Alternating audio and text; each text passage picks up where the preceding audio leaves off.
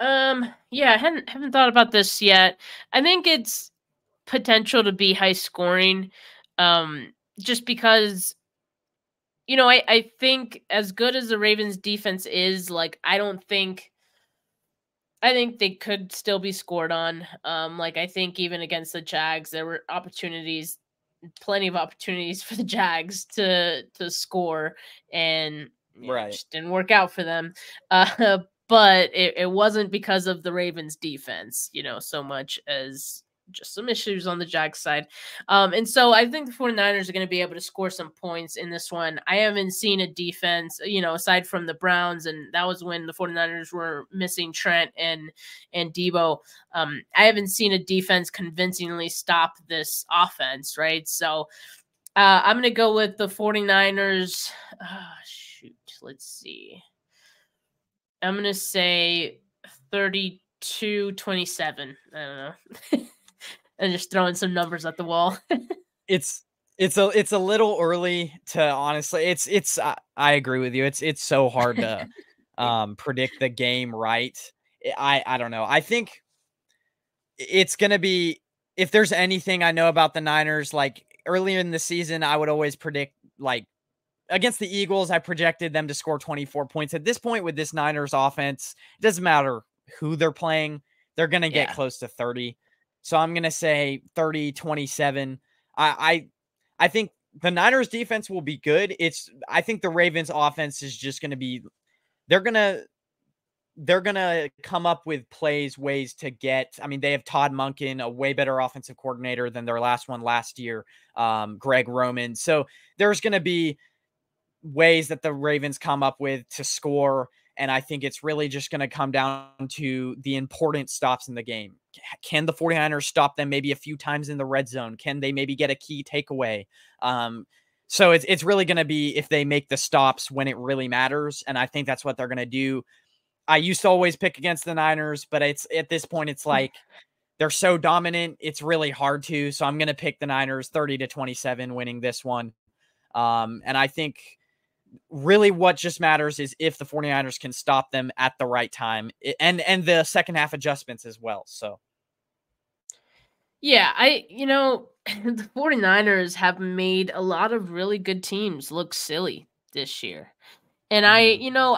I do hold the Ravens to a slightly different standard, but at the same time, like if the 49ers are healthy on defense, I'm gonna feel even better about it, honestly. Yeah. Because they haven't just beaten good teams, like they have curb stomped them. And and so Yeah.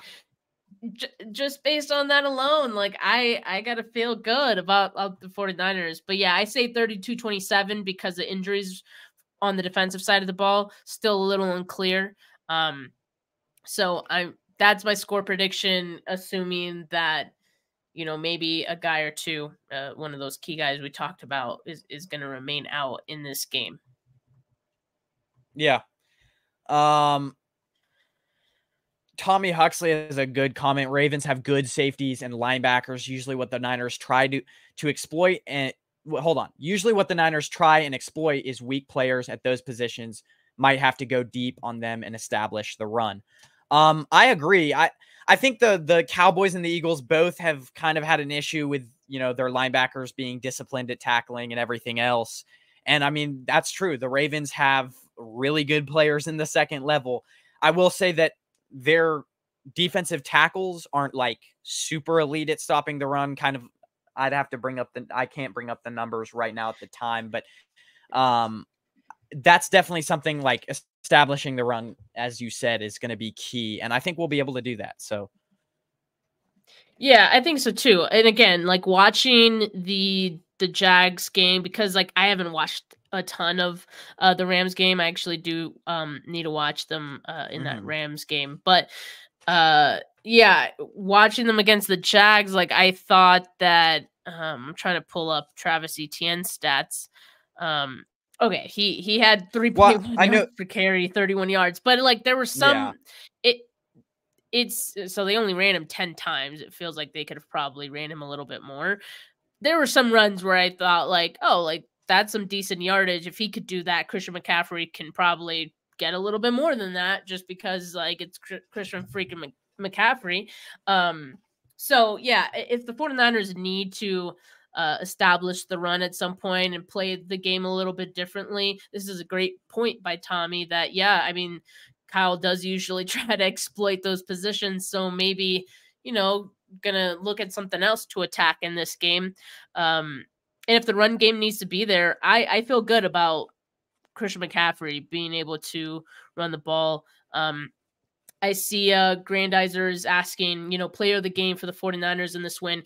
I think it could be Christian McCaffrey. I think it could be Debo. I think it could be Brock Purdy. Like, I don't know. I haven't really thought about it yet, but those are the guys to me that when it comes to playing these big games, those are the guys who I look to, to step up. Mm-hmm.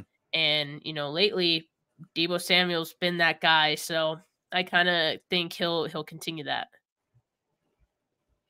Well, I mean, you look at, Broderick Washington, say what you will about PFF grades. I think they're kind of helpful if you're just like a viewer watching and you haven't really like delved into all the film, which it's really hard for at least me, a school kid. So like I go back to kind of PFF grades and kind of things. Broderick Washington, because they play a lot 3-4. So what you'll see is like a lot of times, I mean, Jadeveon Clowney or Patrick Queen, you see him a lot of times coming up from the second level and blitzing through the middle. You kind of get that like he's a speedy linebacker, but he blitzes and he pressures the quarterback a lot. And what he'll do is he'll line up, I think, over the center, and he'll like the Ravens like to get a lot of pressure from that middle offensive line part with Patrick Queen coming up from the second level and getting to the quarterback. But as far as their run game goes, Broderick Washington, one of their defensive tackles, I mean, 42.9 run defense grade throughout the whole season. So he usually primarily goes to the right. I think it's the right side of the defensive line. So, and if you go back and watch that Rams game, beginning of the game, they started running it to the right side of the offensive line right away on the first drive, and they got a touchdown in that game on the first drive, just running it to the right side basically the whole entire time. So I think if you're going to exploit something, you kind of have to go at guys like Justin Metabuke and Broderick Washington, two guys who I think can be exploited in the run game. And that, so yeah, I think they have a slight weakness in the middle of that defensive line. So yeah. Yeah, I mean, it's going to be interesting to see how the 49ers attack them. Like I said, it's going to be best against best. So as a fan of football, I'm just really excited to see how, Kyle Shanahan calls this game, how Brock Purdy kind of handles whatever, this Ravens defense throws at him. I think like he's kind of proven that no matter what you try to do against him, whether it's like blitzing, bringing the pressure, or it's dropping everyone back into coverage, like he's gonna find a way to win. So, yeah. To get